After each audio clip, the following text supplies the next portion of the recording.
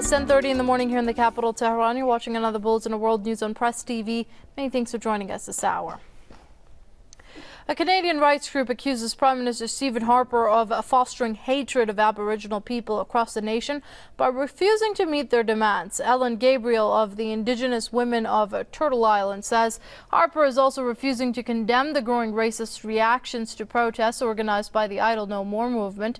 The Indigenous communities, also known as the First Nations, have been protesting against their poor living conditions and high unemployment rate. Recently, several First Nation chiefs met with the Premier. They say the progress made was not enough to stall the protest campaign. Now, the Assembly of First Nations has renewed its call for a fresh meeting with Harper and Governor David Johnston on January the 24th.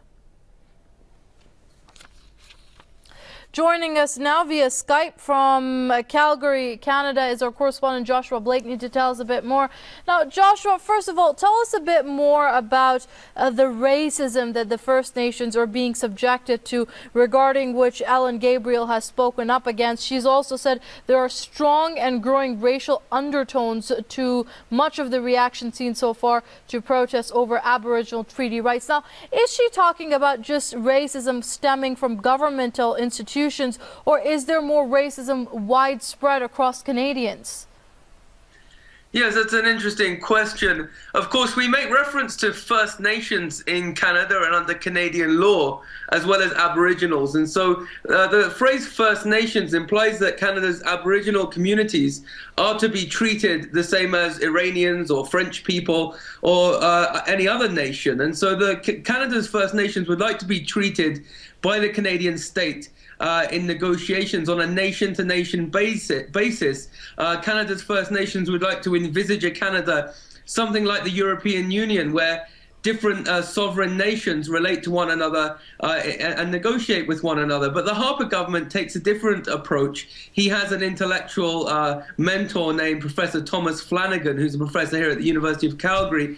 And they see recognizing Indigenous rights as kind of being antiquated and the sovereignty of First Nations as being antiquated. They view First Nations as merely having been kind of immigrants themselves from Asia, thousands of years ago. And so they're not really willing to recognize the sovereignty of Canadian First Nations, even though under Canadian law, Section 35 of the Canadian Constitution does recognize those rights. So we seem to have a conflict when it comes to the Harper government between Canadian law and the Harper government's neocon assimilationist ideology. Of course, it ought to be noted that the Harper government is perceived to be in a close alliance with Canada's rather influential Zionist community.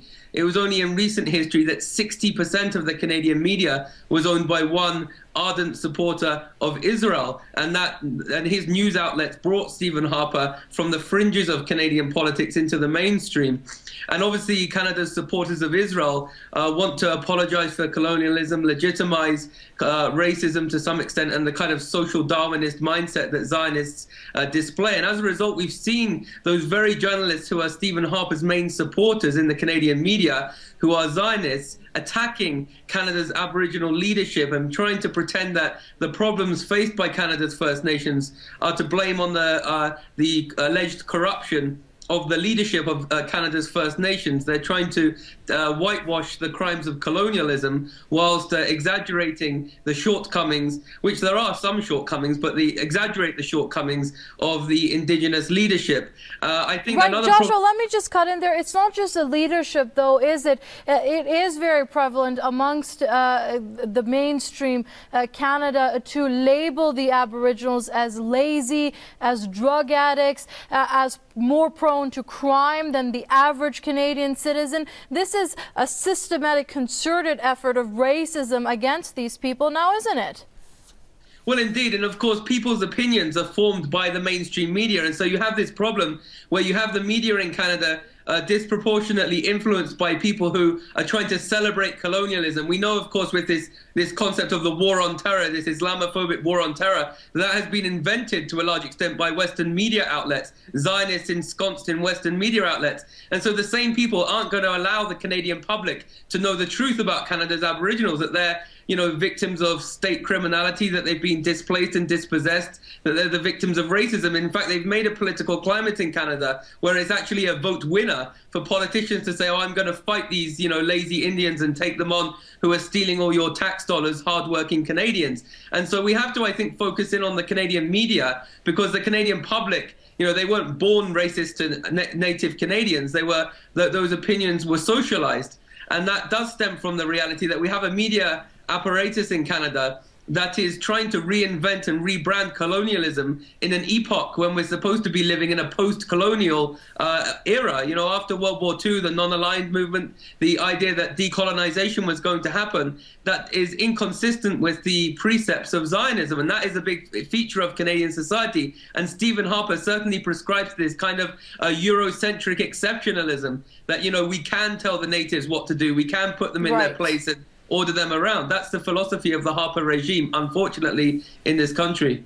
Okay, we're going to have to leave it there. Joshua Blakeney there, our correspondent, joining us via Skype from Calgary. Joshua, thank you for your comments here on Press TV. Well, in other news, a grim assessment of the situation in Syria. The UN's most senior humanitarian officials have briefed the Security Council on the realities on the ground in the Arab nation. The UN's High Commissioner for Human Rights has called for an international criminal court investigation